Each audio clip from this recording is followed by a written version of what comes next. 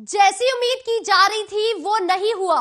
कांग्रेस को उम्मीद थी कि अपने जन्मदिन पर बहन जी इंडिया गठबंधन में शामिल होने को लेकर कोई बड़ा बयान देंगी, लेकिन बहन जी ने आज फिर से इंडिया गठबंधन में न शामिल होने का अपना रुख बरकरार रखते हुए यहां तक कह दिया कि उनके वोट तो दूसरे पार्टियों में ट्रांसफर हो जाते हैं, लेकिन दूसरी पार्टियों के वोट बसपा में ट्रांसफर नहीं होते हैं।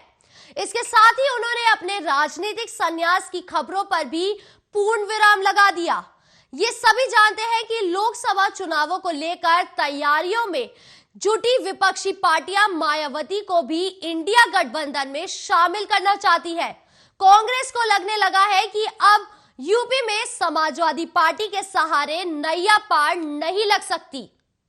इसी के चलते कांग्रेस के कई नेता 15 जनवरी को मायावती से मिलने वाले हैं, जिसमें वो जन्मदिन की बधाई देने के साथ ही मायावती से गठबंधन में शामिल होने को लेकर चर्चा करेंगे।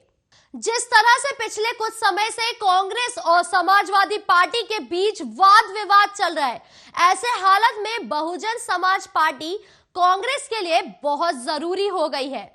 इसीलिए कांग्रेस के नेता बसपा के साथ गठबंधन कर चुनाव लड़ने की संभावनाएं तलाशने में जुटे हुए हैं।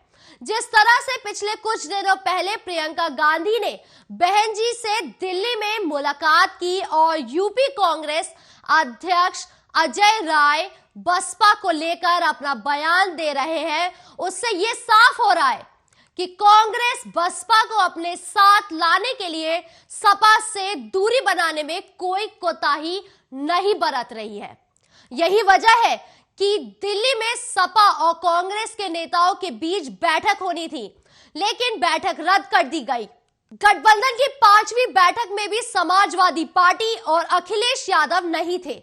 इसकी सबसे बड़ी वजह है कि कांग्रेस के हाई कमान को भी उसकी यूपी इकाई के नेता ये फीडबैक दे रहे हैं कि बसपा के बिना योगी आदित्यनाथ को टक्कर नहीं दी जा सकती। हालांकि बसपा से हाथ मिलाने पर कांग्रेस को समाजवादी पार्टी का गुस्सा सहना पड़ सकता है, लेकिन जब बीजेपी के कट्टर हिंदू समर्थकों की काट सिर्फ बसपा के पास है। बेशक अखिलेश यादव एक अरसे से पीडीए को जीत का फॉर्मूला बता रहे हो, लेकिन जिस पीडीए की वो बात करते हैं, यानी पिछड़े दलित अल्पसंख्यक, वो दरअसल बसपा का कोर वोटर है और यही बीजेपी को भी काट है। इस बात को कांग्रेस हाई कमान पहले से ही जानती थी। इसी वजह से जब से ईडी गठबंधन बना है, तभी से बसपा को शामिल करने की कोशिश हो रही है।